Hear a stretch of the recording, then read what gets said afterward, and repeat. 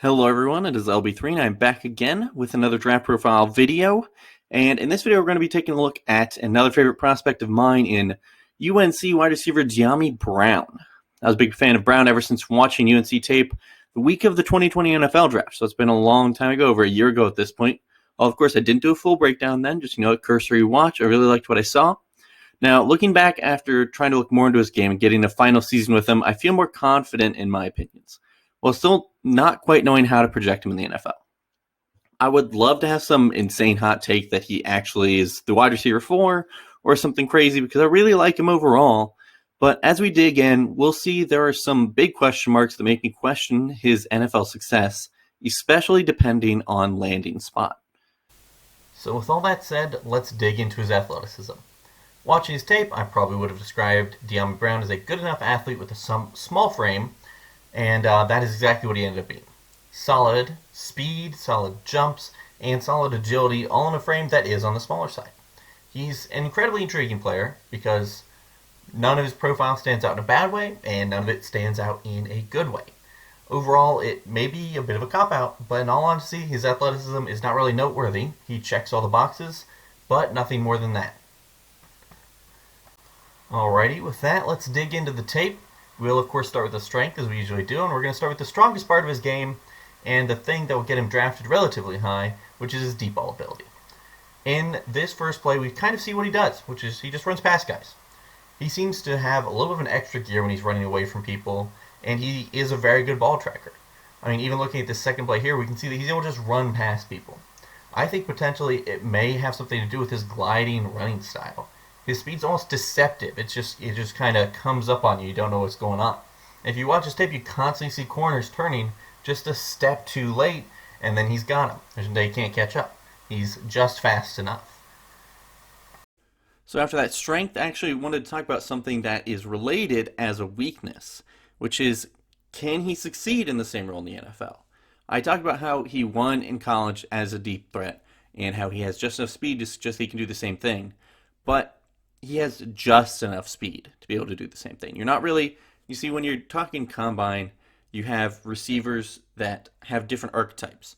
If a 6'5", 230-pound receiver ran a 4.45, that's great. But when a guy who's 6 foot, 180 pounds, 190 pounds, is running a 4.45 and his main threat in college was his deep ball ability, you have to question, will he be able to do that in the NFL? Because now, moving from college to the NFL, he's going to be facing off against better, more athletic corners every week. So the question is, can he succeed in a similar role in the NFL? And my honest answer to that question is that I don't know. Of course, I think that he could absolutely diversify and become a more well-rounded player. We see flashes of that in his tape, but most of what he did in college was very scheme-defined. He played almost exclusively on the left side and ran mostly vertical routes. So going to the NFL is definitely going to be different. He really needs to develop his route running beyond the very simple stuff that he did in the UNC offense. Now we're on to another strength, another reason why I think he could succeed in the NFL, which we're kind of going whiplash here, I can't succeed, I can't, but in this one I think it's the flashes that he does show as a route runner. There are few and far between, and small examples, but you see traces of his route running and understanding of the nuances of route running to be better than expected for a guy who ran such a simplified college route tree. In college, he ran what I like to call the DK Metcalf route tree. Verts, slants, curls, post, screens. But even in the small routes he ran, you could see signs of selling the fakes, solid footwork, and understanding of how to win on those routes. Looking at the tape, we have a curl here, which is one of my favorite plays to evaluate route running, and he does great. He runs the vertical full speed, turns, and is able to get into position to catch a first down with a better thrown ball. And that's the kind of stuff that I love to see from someone whose biggest question is, can he run those routes? And I think that we see that he can. Moving on to another weakness, it's not really something that I really knock prospects for, wide receivers for, but of course I'm going to note it because some people really care, which is he has occasional drops. Rarely on deep balls, funnily enough, that's generally where we see the most drops. I find it's generally when he has to extend for the ball, as he's definitely more comfortable letting it come to him rather than extending his arms out for it. We see on this play, he just lets the ball get away from him. But as I've said multiple times, drops are not a key aspect of wide receiver evaluation for me. I just care more about how they win and can they do that in the NFL. All right, moving on to the very last of the strengths weaknesses. Finish off with another strength. We're going to go ahead and talk about something else that I'm not as harsh on as others, which is blocking. Brown may not have the frame to be a dominant blocker, but he's generally good at locking on and plays very physical through the contact. I will note that sometimes on tape, when he knew the ball wasn't coming his way, he would just jog a route.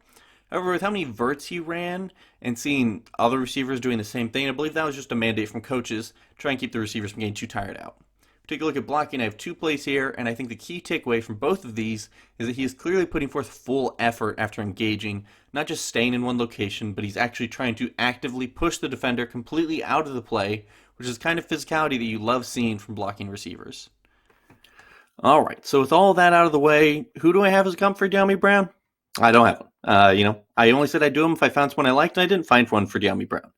I think part of that is because I don't know if he will be able to win in the NFL the way that he did in college, or if he will fundamentally have to change what he did as a player from college. I think early on, especially, he can be a solid but not great deep threat, but I think he'll have to grow as a player to reach his ceiling. I think that there is a level to his game that can still be unlocked. You see the flashes. Because of that risk, I think I would not really be comfortable taking him in round 1, maybe very late if I had a needed wide receiver and he's still sitting there. So the other top guys were gone, but I would definitely be comfortable taking him in round 2. It's where I like taking these guys who have a nice floor and a good ceiling. And I think that Brown has that. Even if the floor isn't insanely high, you know what you're getting. But overall, I think he's a good player. So thank you very much for watching. Not too long to the draft, but I am planning on having multiple videos out on draft day on Jake Funk, Caleb Farley, and Milton Williams. Hopefully I get all 3 of those. At least 2 of them will be out tomorrow. So thank you, and I hope you enjoyed and learned something new.